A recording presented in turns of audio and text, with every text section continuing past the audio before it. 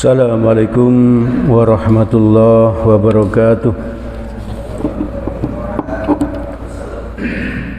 Alhamdulillahi rabbil alamin, alladzi yuhibbul muhsinin wa yarfa'u darajatil muttaqin.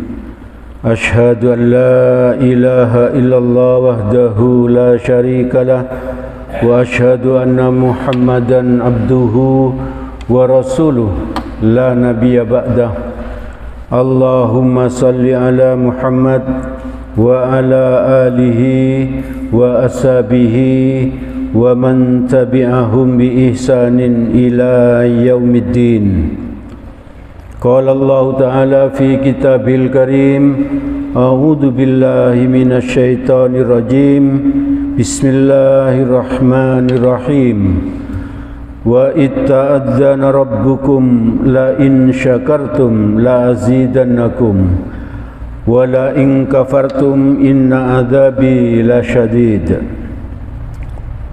Jamaah salat maghrib Masjid Al-Muhajirin yang dirahmati oleh Allah, mari kita senantiasa terus bersyukur kepada Allah karena Allah telah memberikan nikmatnya yang sangat banyak kepada kita. Nikmat sehat, nikmat waktu luang, nikmat kesempatan hidup, dan banyak lagi nikmat yang telah diberikan Allah kepada kita, termasuk hadirnya kita pada malam ini di majelis ilmu ini. Karena seperti yang sering saya sampaikan, sebuah hadis riwayat Tirmizi, Rasulullah sallallahu alaihi wasallam bersabda, barang siapa yang keluar untuk menuntut ilmu, maka ia berada di jalan Allah hingga ia pulang.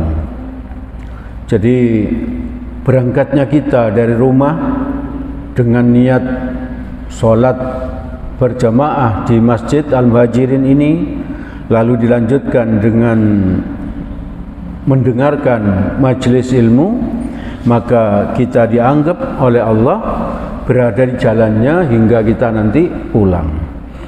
Jadi andaikan nanti dalam waktu sekitar 1 jam ini kita dicabut nyawa, berarti kita matinya mati syahid ya. Mati syahid, mati yang tidak pakai proses kubur, tidak pakai hisab, tidak pakai neraka, langsung surga, langsung surga. Ibu-bapak, saudara-saudara yang dirahmati oleh Allah, setelah selesai menciptakan arsy itu diceritakan itu atau dikabarkan oleh Allah merupakan singgasananya Allah, maka Allah memerintahkan kepada malaikat yang bertugas untuk memikul arsy itu. Lalu Allah duduk di arsy itu. Maka malaikat yang memikul arsy itu merasa berat ya, merasa berat sekali. Padahal menurut Nabi, malaikat yang memikul arsy itu malaikat yang paling besar ya. Tubuhnya itu paling besar, bahkan lebih besar dari Jibril ya. Lebih besar dari Jibril. Ini sesuai dengan keterangan di hadis riwayat Abu Daud dari Jabir bin Abdullah radhiyallahu an. Nabi bersabda, aku telah diizinkan untuk mengabarkan tentang para malaikat pemikul arsy. Jadi Nabi mendapatkan izin dari Allah untuk memberitahu kita tentang malaikat yang memikul arsy ya, yang memikul arsy. Menurut Nabi, sesungguhnya satu malaikat jarak antara daun telinga itu ini ya, tempatnya kalau perempuan tempatnya anting gitu ya. Daun telinga sampai ke bahunya, berarti sampai bahunya sini itu sejauh perjalanan 700 tahun.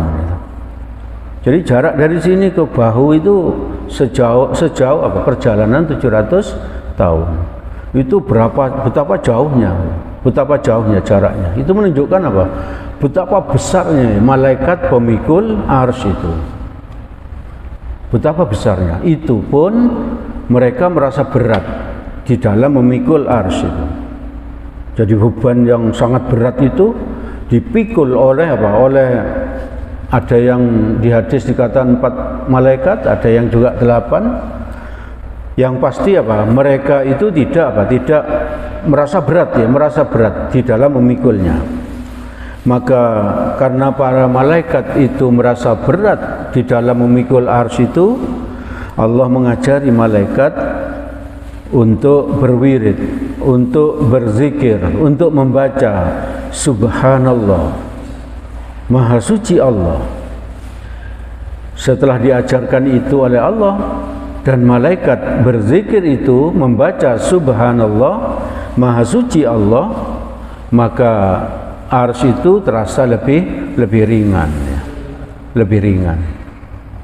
Itu seolah-olah Allah mau memberitahu kita ya, bahwa kalau kita ini merasa berat di dalam hidup ini, di dalam misalnya mencari nafkah, atau di dalam menghadapi ujian-ujiannya Allah dan lain sebagainya ya. Apapun yang kita hadapi di dunia ini, kalau kita merasa berat, maka Allah mengajari kita lewat malaikat tadi, yaitu kita disuruh membaca apa? Subhanallah.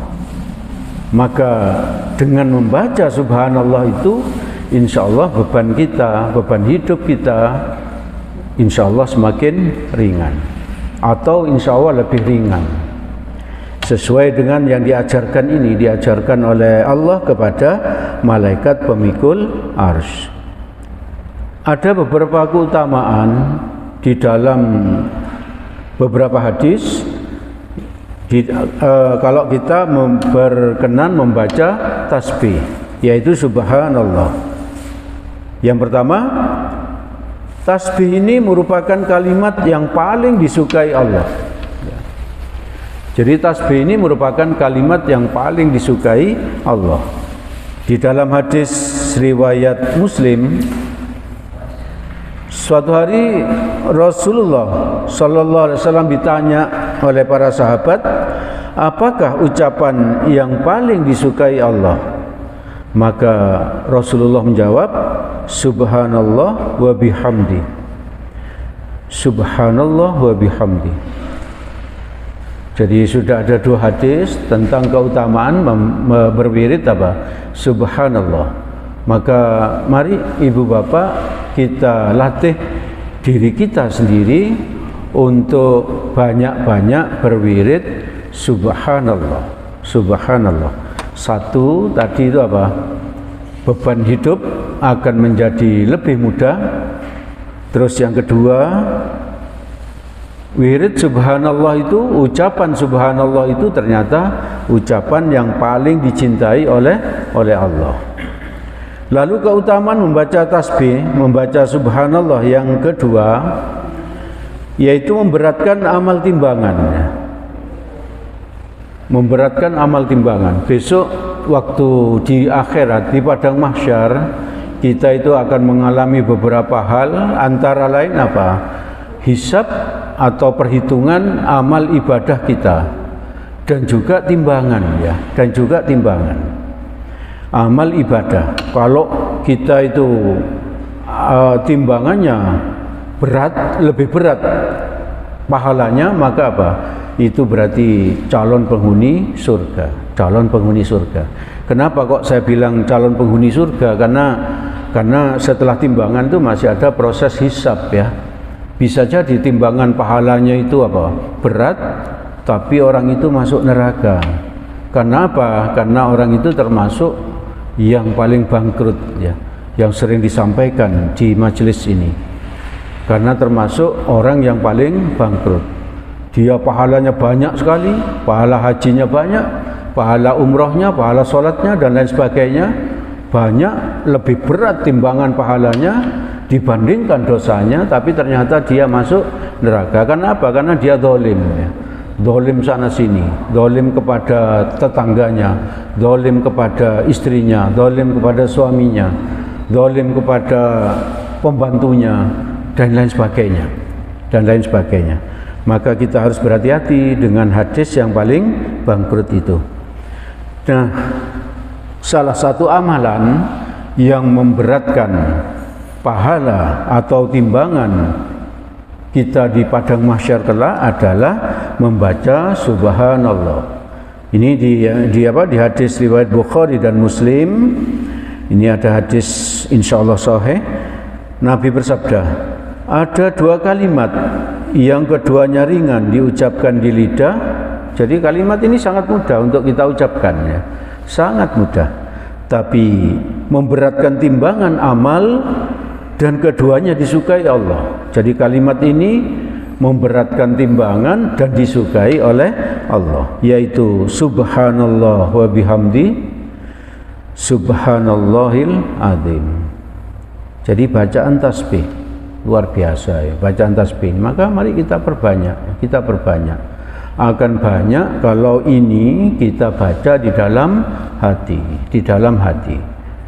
Atau kalau di dalam mulut, berarti kita bacanya pelan-pelan, tidak perlu orang lain mendengar, tidak perlu orang lain mendengar. Sebab kalau orang lain mendengar itu bisa membuat kita merasa bangga misalnya, atau merasa riak ya, sehingga merasa diri paling banyak berzikrullah, paling banyak berzikrullah. Maka kita harus berhati-hati. Tapi apakah boleh?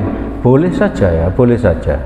Kalau kita berzikir itu di mulut, lalu kita keraskan agar orang lain mendengar, itu kita bisa niatkan dalam rangka syiar ya. Rangka syiar. Syiar itu berarti mengajak-ajak orang lain agar juga ikut zikir seperti itu. Terutama kepada anak kecil-kecil itu ya. Anak kecil-kecil kita ajak untuk zikrullah. Kalau semuanya sudah zikir, kita nggak perlu ngajarinya lagi ya, nggak perlu ngajarinya lagi. Ibu bapak, saudara-saudara yang dirahmati oleh Allah, keutamaan zikir yang berikutnya bisa menghapuskan dosa ya. Maksud saya keutamaan membaca tasbih yang berikutnya adalah menghapuskan dosa. Hadis riwayat Bukhari dan Muslim. Nabi bersabda, barang siapa yang mengucapkan subhanallah wa bihamdi 100 kali, maka Allah akan menghapuskan kesalahannya, meskipun kesalahannya itu sebanyak buih di lautan. Buih di lautan kan sangat banyak ya, sangat banyak. Maka kalau kita merasa punya banyak dosa, di samping kita itu bertaubat, beristighfar, perbanyak zikir subhanallah wa bihamdi. Ini kalau menurut Nabi 100 kali dalam sehari. Insya Allah dosa-dosa kita akan diampuni oleh Allah, walaupun dosa itu sebanyak buih di lautan. Jadi makanya Allah berfirman di salah satu Al-Quran itu agar kita itu jangan berputus asa dari Rahman dan Rahimnya Allah. Karena Allah menunggu kita ya. Karena Allah menunggu kita, taubat kita ya. Kalau umatnya Nabi terdahulu kalau berdosa langsung digolong oleh Allah ya. Langsung diazab ya, langsung diazab. Ada yang diazab dengan gempa bumi sehingga mereka bergelimpangan langsung mati sebelum bertaubat. Ada yang dihujani batu ya, ada yang dihujani batu. Sehingga mereka juga meninggal tanpa sempat bertaubat. Alhamdulillah kita menjadi umatnya Nabi Muhammad, walaupun kita ini sepak nyandung dalam kehidupan sehari-hari, sepak nyandung dosa, banyak berdosa, tapi Allah dengan Rahman dan Rahimnya itu menunggu taubat kita, menunggu taubat kita. Maka mari pergunakan kesempatan ini untuk banyak-banyak beristighfar dan banyak-banyak wirid subhanallah wa bihamdi, subhanallah wa bihamdi. Ibu bapak, saudara-saudara yang dirahmati oleh Allah, Allah itu menciptakan Adam dari tanah liat, dari tanah liat yang diberi bentuk. Kalau di Quran surat Ar-Rahman ayat ke-14 Allah berfirman, A'udzubillahi minasyaitonirrajim, khalaqal insana min salsalin kal fakhar. Dari tanah kering seperti tembikar. Jadi Nabi Adam itu diciptakan dari tanah kering seperti tembikar. Setelah selesai penciptaannya berbentuk tanah, berarti belum bergerak, maka Allah meniupkan rohnya ke tubuhnya Adam tadi. Lalu tanah seperti tembikar tadi itu berubah, pelan-pelan berubah menjadi daging dan darah ya. Ketika roh itu ditiupkan sampai di kerongkongan Nabi Adam, maka Nabi Adam bersin ya. Bersin seperti kita bersin itu. Lalu Allah mengajari Nabi Adam untuk membaca Alhamdulillah. Maka Nabi Adam membaca Alhamdulillah, dan Allah mendengar Nabi Adam membaca Alhamdulillah itu, Allah membaca Yarhamukallah. Allah berfirman Yarhamukallah, karena malaikat yang memikul ars tadi itu ditakdirkan Allah mendengar ini tadi, mendengar apa yang diajarkan Allah kepada Nabi Adam tadi, yaitu Alhamdulillah. Maka malaikat yang memikul ars tadi menambahi zikirnya Subhanallah Alhamdulillah, Subhanallah Alhamdulillah. Maka dengan izin Allah, ars tadi yang dipikul oleh para pemikul ars tadi terasa lebih ringan lagi. Berarti mari kita zikirnya kita tambahi, yaitu Subhanallah Walhamdulillah, agar beban kita ini, agar ujian-ujian yang kita hadapi ini terasa lebih ringan. Dan dari peristiwa ini Nabi mengajari kita bahwa kalau kita bersin, maka kita disunnahkan untuk membaca Alhamdulillah. Kalau kita baca Riyadhus Shalihin, di situ ada adab bersin ya, adab bersin. Yang pertama, adab bersin itu menutup mulut ya. Yang dilakukan Nabi menutup mulut. Jadi kalau kita mau bersin, kita tutup mulut kita dengan tangan kita atau dengan baju kita atau dengan apa saja kita tutup. Agar apa? Agar satu, suaranya tidak terlalu keras ya. Dan menurut ilmu kedokteran kita kalau bersin itu pertanda mau flu ya, mau flu atau mau pilek gitu. Kalau kita bersin itu ada virus yang dibuang ya, yang dibuang. Rahman dan Rahimnya Allah, atas kehendaknya Allah, maka penyakit tadi itu terbuang melalui bersin. Sehingga apa? Ada kalanya orang yang mau pilek itu tidak jadi pilek. Makanya Nabi juga mensunnahkan kepada kita, kalau mau wudu itu kita hirup air sekaligus berkumur-kumur. Biasanya kalau kita menghirup air ke hidung kita, lalu kita buang air itu, maka setelah itu kita pasti bersin. Kita pasti bersin. Itu menunjukkan apa? Kalau kita wudhunya benar, biasanya kita jarang sakit. Karena satu tadi itu kalau kita memang sunnah ya, memang itu sunnah. Ketika wudhu kita hirup air sambil kumur, lalu kita keluarkan dengan keras, maka setelah itu biasanya kita bersin. Itu menunjukkan apa? Beberapa penyakit yang ada di hidung kita dan yang ada di mulut kita itu dikeluarkan bersama air itu. Mari kita biasakan ya, hal-hal yang kecil-kecil seperti itu. Hal-hal kecil seperti itu agar kita ini sehat ya, agar kita ini sehat. Nah, di dalam hadis riwayat Abu Daud dan Tirmizi bahwa jika hendak bersin, Rasulullah sallallahu alaihi wasallam bersabda, Rasulullah sallallahu alaihi wasallam menutupi mulutnya dengan tangan atau baju beliau agar suaranya tidak terlalu keras. Dan tujuannya tadi agar apa? Agar penyakit-penyakit yang dikeluarkan itu tidak mengenai orang-orang di sekitar kita. Jadi adabnya orang bersin itu satu tadi apa? Menutup mulut. Mari kita biasakan, jangan langsung jebras-jebras di depan orang banyak ya. Jadi ada adabnya, itulah indahnya Islam ya. Itulah indahnya Islam. Lalu adab yang kedua seperti tadi itu, ketika Nabi Adam bersin, lalu Allah menjawab, yarhamukallah. Nah, itu pun diajarkan Nabi kepada kita. Kalau ada orang bersin di depan kita, lalu orang yang bersin itu membaca alhamdulillah, maka kita disunahkan membaca yarhamukallah. Kita disunahkan menjawab yarhamukallah. Mudah sekali untuk kita lakukan, tapi bukankah kita juga jarang untuk melakukan ini? Sesuatu yang ringan, tapi apa? Tapi itu bisa apa? Membuat kita berpahala. Mudah sekali kita lakukan, tapi membuat kita berpahala. Itu pasti apa?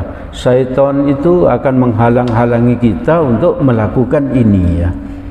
Di dalam hadis riwayat Bukhari nomor 6224, idza atasa ahadakum falyakul alhamdulillah. Jika salah seorang dari kalian bersin, maka hendaknya dia mengatakan alhamdulillah. Lalu lanjutan hadisnya, dan saudaranya yang mendengar itu hendaknya mengucapkan yarhamukallah, semoga Allah merahmatimu. Jadi orang yang bersin itu sebetulnya apa? Dia mendapatkan nikmat yang luar biasa. Kalau kita bersin kan terasa lega ya. Di hidung kita, di mulut kita itu kan terasa lega kalau kita rasakan. Maka karena kita mendapatkan nikmat, kita disunahkan untuk membaca alhamdulillah. Lalu kita yang mendengar oleh Nabi disunahkan untuk menjawab dengan yarhamukallah, mendoakan orang yang bersin itu, semoga Allah merahmatimu. Karena kita mendoakan berarti kita mendapatkan pahala ya. Kita mendapatkan pahala. Merahmatimu, semoga Allah menyayangimu, semoga engkau tidak sakit ya. Karena bersin itu tanda-tanda orang mau sakit. Apalagi kalau bersinnya sampai 3 kali itu sudah dekat dengan sakit ya. Sudah dekat dengan sakit. Berarti kita doakan semoga Allah merahmatimu, Allah menyayangimu, agar Allah membuatmu tidak sakit. Lalu Nabi melanjutkan di hadisnya, maka orang yang bersin tadi setelah mendengar saudaranya menjawab yarhamukallah, orang yang bersin itu disunahkan untuk membaca lagi yahdikumullah wa yuslihu balakum akhrajahu. Artinya kalau kita kesulitan membaca Arabnya, artinya aja yang kita hafalkan. Semoga Allah memberi petunjuk kepadamu, dan semoga Allah meluruskan atau memperbaiki urusanmu. Luar biasa, Islam itu saling mendoakannya. Orang bersin aja sudah apa? Membuat kita ini berpahala sangat banyak ya. Karena saling mendoakannya. Dan pahala saling mendoakan itu atau apa? Doa kita kepada saudara kita sesama muslim itu kemungkinan besar dikabulkan oleh Allah. Kemungkinan besar dikabulkan oleh Allah. Maka mari kita biasakan untuk saling mendoakan ketika orang yang bersin ini. Lalu ibu bapak, saudara-saudara yang dirahmati oleh Allah, apa keutamaan dari membaca alhamdulillah itu? Maka alhamdulillah itu ternyata apa? Zikir yang utama juga, zikir yang utama. Hadis riwayat Muslim nomor 2137 dari Samurah bin Jundub radhiyallahu an, Nabi Muhammad sallallahu alaihi wasallam bersabda, saya baca artinya, ada 4 ucapan yang paling disukai oleh Allah. 2 sudah kita sampaikan pada malam ini. Subhanallah, alhamdulillah. Jadi ada 4 ucapan yang paling disukai oleh Allah. Yang 2 diantaranya adalah subhanallah, alhamdulillah. Yang 2 lagi kita sampaikan di kesempatan yang akan datang. Kalau Bapak Ibu atau saudara-saudara penasaran dengan ini, bisa cari di Google, bisa baca Riyadhus Shalihin. Ini ada di Riyadhus Shalihin ada. Memang ngaji itu sebaiknya penasaran, ingin tahu terus, ingin tahu terus, ingin tahu terus. Kalau sudah tahu, tetap ikut ngaji, ya. Bukan terus keminter, ya. Bukan terus keminter, tetap ikut ngaji, terus ngaji, terus ngaji. Karena dengan ngaji ini banyak sekali manfaat yang kita peroleh. Satu tadi itu, kita dianggap apa? Kita dianggap berada di jalannya Allah sampai kita pulang nanti. Juga ada yang sering disampaikan apa? Di antara kita ini ada malaikat yang ikut mendengarkan bersama kita. Ibu bapak, saudara-saudara yang dirahmati oleh Allah, keutamaan kalimat tahmid yaitu doa yang paling utama. Doa yang paling utama yang kedua. Di dalam hadis riwayat Tirmizi nomor 3305, Ibnu Majah nomor 3790 dari Jabir bin Abdullah radhiyallahu an, Rasulullah sallallahu alaihi wasallam bersabda, afdalud dzikri la ilaha illallah wa afdalud du'a alhamdulillah. Alhamdulillah. Zikir yang paling utama adalah la ilaha illallah. Lalu doa yang paling utama adalah alhamdulillah. Jadi ternyata doa yang paling utama itu bukan apa, ya Allah berilah hamba rezeki, bukan seperti itu ternyata ya. Doa yang paling utama menurut Nabi adalah alhamdulillah. Maka itukah mari kita perbanyak membaca alhamdulillah ini. Perbanyak zikir alhamdulillah. Mengapa begitu? Karena seorang hamba yang membaca alhamdulillah ini sejatinya dia sedang memuji Allah. Alhamdulillah, segala puji bagi Allah. Segala puji bagi Allah. Itu berarti apa? Kita harus merendahkan diri sendiri di hadapan Allah. Kita harus merendahkan diri. Hanya Allah yang berhak dipuji, bukan kita. Kita itu jangan minta dipuji, jangan minta dipuji. Kalau kita sudah tidak mengharapkan pujian dari orang, ternyata orang lain memuji kita, itu berarti karunia dari Allah. Kita bilang alhamdulillah ya, kita bilang alhamdulillah, dan jangan lama-lama menikmati pujian itu. Kalau bisa kita langsung bilang alhamdulillah lalu istighfar, astagfirullahaladzim. Ya Allah, bukan saya yang pantas dipuji, tapi Engkau. Tapi Engkau, hamba ini adalah makhlukmu yang lemah sekali, tidak layak dipuji, tidak layak dipuji, sama sekali tidak layak. Maka dengan memuji Allah itu sejatinya juga kita itu mengharapkan tambahan dari Allah. Alhamdulillah itu kan salah satu bentuk syukur kita, syukur dalam lisan ya, syukur lisan. Jadi kalau kita mendapatkan nikmat minimal seperti tadi itu bersin, lalu kita bilang alhamdulillah, berarti kita bersyukur. Kita bersyukur kepada Allah. Nah, kalau kita bersyukur berarti kita berharap kepada Allah agar nikmat yang kita dapatkan itu ditambahi oleh Allah. Sesuai dengan Al-Qur'an surat ke-14 ayat 7 yang saya baca pada pembuka tadi. Jika kalian bersyukur, niscaya aku akan menambah nikmatku kepada kalian. Jadi dengan mengucapkan alhamdulillah itu berarti kita mensyukuri nikmat-nikmat Allah, maka Allah akan menambahi nikmatnya kepada kita. Kita bersin, kita bilang alhamdulillah, maka apa? Itu berarti kita minta tambahan nikmat kepada Allah. Allah akan menambahi nikmatnya berupa apa? Kesehatan, kesehatan. Tidak jadi sakit, tidak jadi sakit. Dan banyak lagi nikmat-nikmat Allah yang akan kita dapatkan kalau kita ini bersyukur.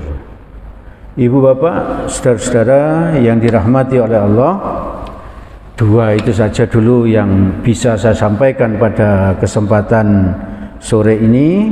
Insya Allah nanti kita sampaikan dua yang lain untuk melengkapi zikir kita, agar apa? Agar satu, beban hidup kita ini menjadi lebih ringan, dan dua, wirid yang kami sampaikan pada kesempatan malam ini itu sampai hari ini menjadi wirid utama dari malaikat pemikul arsy. Jadi mereka itu terus berwirid seperti itu. Subhanallah, alhamdulillah, subhanallah, alhamdulillah, subhanallah, alhamdulillah. Dan dua lagi. Maka mari kita perbanyak wirid itu, sambil kita mau berangkat kerja, sambil kita naik motor dan lain sebagainya. Ibu bapak, saudara-saudara, itu yang bisa kami sampaikan pada kesempatan sore ini. Jika ada yang baik dan benar, itu semata-mata berasal dari Allah Subhanahu wa ta'ala. Semoga Allah memudahkan bagi kita untuk bisa mengamalkannya. Apabila ada salahnya, saya mohon maaf yang sebesar-besarnya. Diingatkan kepada ibu bapak yang ingin berkorban, insya Allah hari raya kurban itu tanggal 29 Juni tahun 2023 bisa menghubungi Bapak Sofyan atau Ibu Junaidi. Hati-hati kalau kita punya uang lalu kita tidak mau berkorban. Ini ada hadis riwayat Ahmad Tirmizi dari Abu Hurairah radhiyallahu an, "Mau wajada sa'atan li ayyudhi falam yudhi fala yakrabanna musallana." Barang siapa diberi kelonggaran rezeki tapi dia tidak mau berkorban, maka janganlah ia mendekat ke tempat sholatku. Jadi seolah-olah Nabi itu bilang kamu jangan ke masjid ya, wong kamu itu punya uang ya. Kamu itu punya uang tapi kamu enggak mau berkorban. Jadi seolah-olah seperti itu. Maka ibu bapak, saudara-saudara, mari kita biasakan untuk berkorban setiap tahun, agar tidak berat. Di masjid kita ini ada tabungan kurban. Ibu bapak, saudara-saudara yang dirahmati oleh Allah, mari kita tutup majelis kita ini dengan doa kafaratul majelis. Subhanakallahumma wa bihamdik, asyhadu an la ilaha illa anta, astaghfiruka wa atubu ilaik. Billahi taufik wal hidayah. Assalamualaikum warahmatullahi wabarakatuh.